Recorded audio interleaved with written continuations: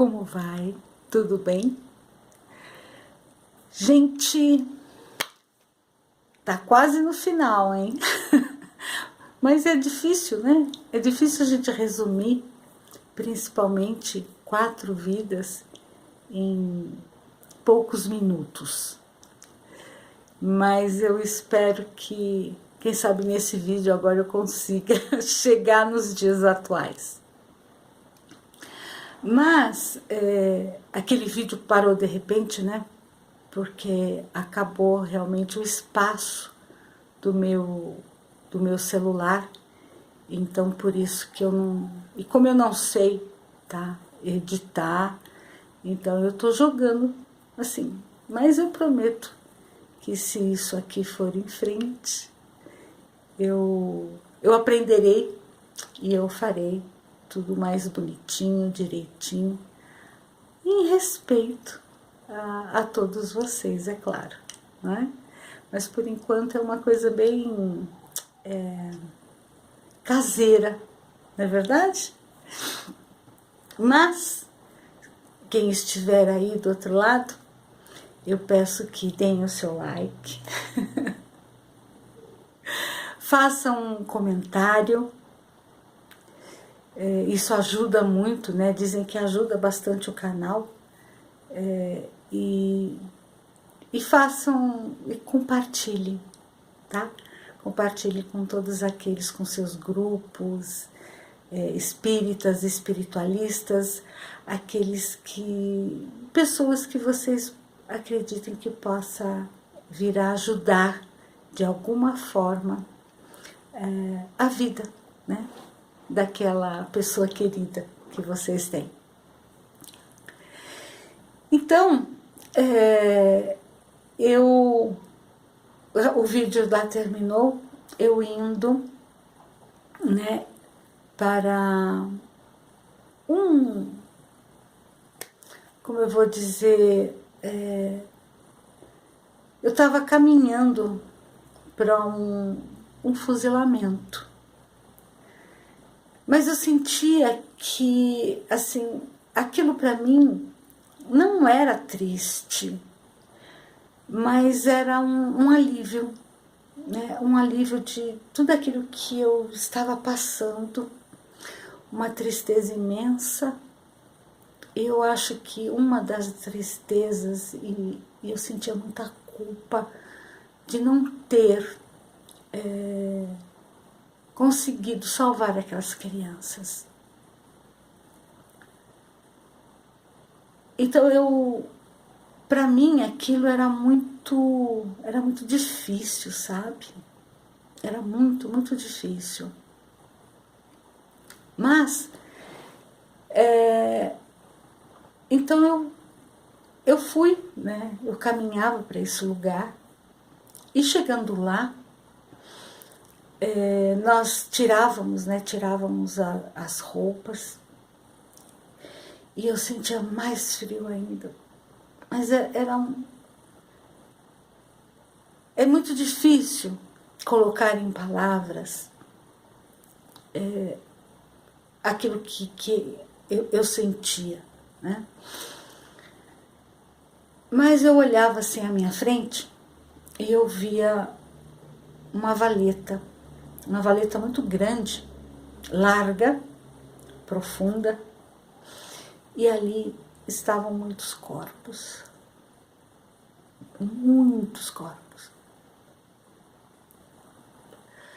e todos nós nos enfileirávamos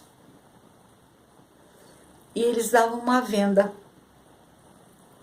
Só que eu não aceitava, eu não queria colocar a venda. E entravam os soldados do outro lado daquela vala, nós ficávamos bem na beirada, e atiravam. E eu olhava para esse soldado, que era um menino, devia ter talvez entre 14 e 16 anos. E eu olhava para ele Eu olhava bem nos olhos, sabe? Mas eu dentro de mim agradecia aquilo. Eu agradecia. E eu sei que eu caía, no que eu caía, o meu corpo caía, eu me sentia flutuando. E eu olhava aquilo lá de cima. E eu só sentia uma alegria e falava assim, eu consegui, eu consegui, eu consegui. E aquilo, né, eu acordei daquela forma. Eu acordei daquela forma chorando muito e com algo assim bem leve. Né? Essa época minha irmã já havia se casado, eu estava no meu quarto sozinha e eu fiquei. Eu acho que eu demorei muito a dormir novamente porque aquilo ficou muito marcado para mim. Aí no centro, eu não lembro se essa passagem foi antes ou depois, nesse momento agora. No centro, então começou, eu voltei, né? E a gente teve outra sessão e deu comunicação mais 2 espíritos, eu acredito que eram judeus, alguma coisa assim, muito revoltados, sabe? Muito revoltados, ainda perseguindo. E depois, novamente, eu senti uma comunicação, porque eu tinha muita facilidade de comunicação, sabe? Então, às vezes, num trabalho, às vezes dava comunicação 2, 3 espíritos através de mim. E eu falei para o dirigente que eu não conseguia dar comunicação, né? Estava muito difícil aquela comunicação. Novamente, como tinha ocorrido 1 ou 2 semanas anteriores. Aí houve uma vibração, prece, com todos os membros daquele grupo mediúnico, e a comunicação então se fez, a ligação, e eu consegui. E esse rapaz, ele era perseguido, né? Ele estava com muito medo, mas ele sentia muita culpa, e ele chorava muito. Ele pedia perdão, perdão, perdão, que ele não tinha ideia de tudo aquilo que ia acontecer, que ele não queria, que no fundo ele não queria estar ali, mas ele era obrigado, e ele chorava muito. E eu sentia aquele choro, sabe?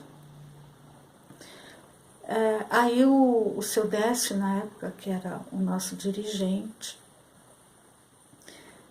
o acalmou, falou para ele que tudo aquilo tinha acabado e que ele já estava desencarnado. Ele falava assim que ele sabia, só que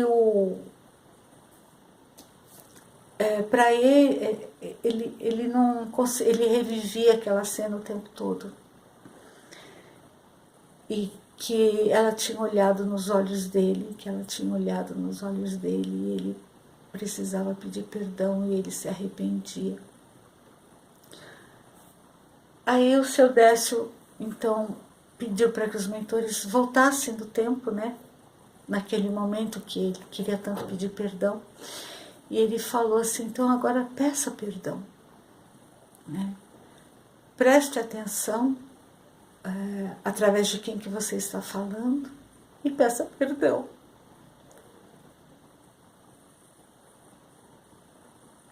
E naquele momento, aquele rapaz que pedia perdão desesperadamente, eu revivi aquela cena onde eu fui fuzilada e olhava nos olhos daquele menino, aqueles olhos azuis muito fortes, porque foi a última coisa que eu vi encarnada.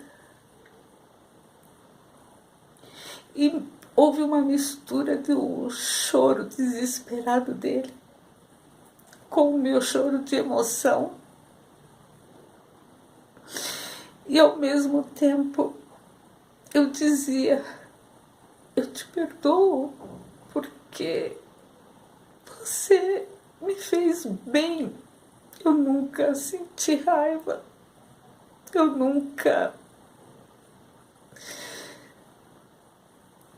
Você não me fez mal, você apenas me libertou. E nesse momento foi uma mistura tão grande, gente,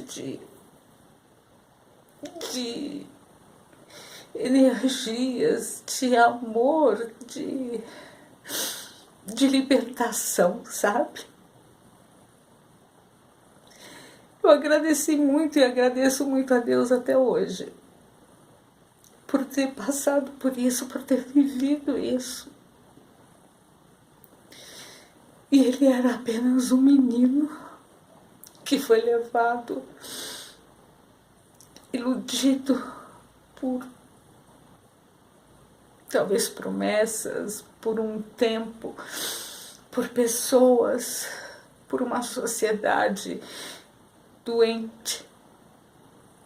E que eu acredito que naquela época aqueles jovens, eles não tinham opção, ou por mais que talvez eles tentassem sair daquilo, mas toda uma programação tinha sido feita para que eles acreditassem naquilo que era dito. Mas eu tenho certeza que ele se libertou, né? E que quem sabe ele já está por aqui, reencarnado novamente. E caminhando para o mundo de regeneração, como todos nós. Então esse foi Desculpa. Então esse foi um momento muito bonito dentro da minha mediunidade, que marcou bastante. Marcou muito, sabe? Aí, passado esse tempo, quando foi na sexta-feira, eu acho que isso aconteceu durante aquela semana, ou dentro de 15 dias, sabe? Teve o último capítulo daquela série O Holocausto. E naquele último capítulo eu cheguei da faculdade, era sempre na sexta-feira. Eu cheguei na faculdade, estava já passando, eu fui assistir. E ali, mais uma prova de que tudo aquilo que eu vivia, que enquanto meu corpo dormia, e aquilo que houve no centro, porque às vezes eu ficava duvidando também da minha mediunidade, eu comecei a ver exatamente no final do vídeo, do filme, eles colocaram filmagens do campo de concentração, de vários campos de concentração real. E eu vi, né? E eles mostraram uma vala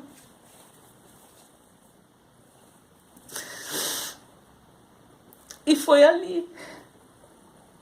Talvez tenha sido Auschwitz, não sei, porque quando eles prendiam uma pessoa que eu não era judia, eu fiquei sabendo que eu não era judia. Eu fiquei com os filhos de um casal judeu que foram presos, que eles moravam no meu prédio. E eles foram presos. E eles pediram para que eu tomasse conta daquelas crianças. Mas eu não consegui. E uma pessoa que ajudava os judeus na época, os alemães falavam que eles eram piores do que os judeus. Então, quando eles eram presos, eles eram levados também para os campos de concentração. E então eu desencarnei ali, né?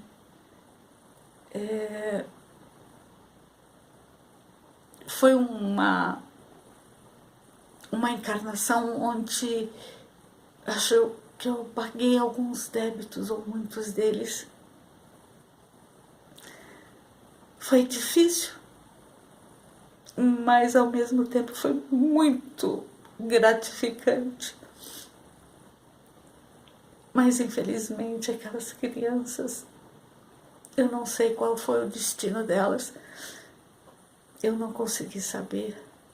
Mas eu sei que através de um mentor que falou comigo, elas estão reencarnadas também, como eu.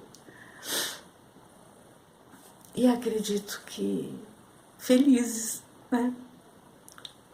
Felizes. E foi esse um dos desfechos que foi muito importante para mim.